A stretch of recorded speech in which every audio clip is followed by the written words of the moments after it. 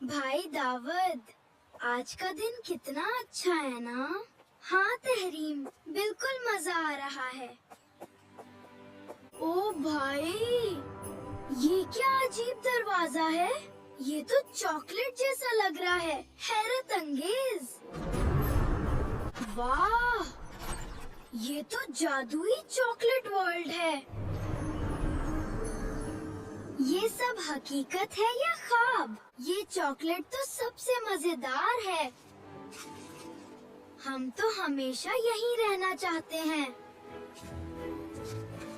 ये महल तो किसी ख्वाब जैसा है। ये वाकई नाकाबिले यकीन है। खुश आमदीद चॉकलेट वर्ल्ड में। आप कौन हैं? आप कौन हैं?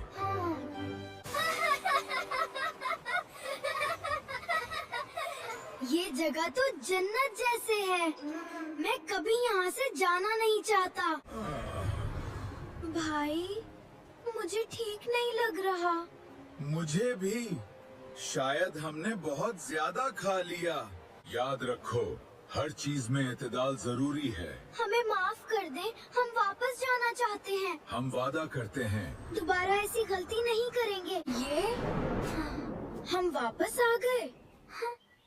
क्या ये सब ख्वाब था? नहीं तहरीम, ये एक सबक था।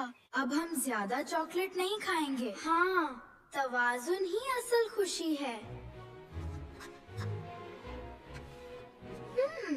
काश वो जादुई दरवाजा फिर मिल जाए। शायद, लेकिन उसका सबक हमेशा हमारे साथ रहेगा।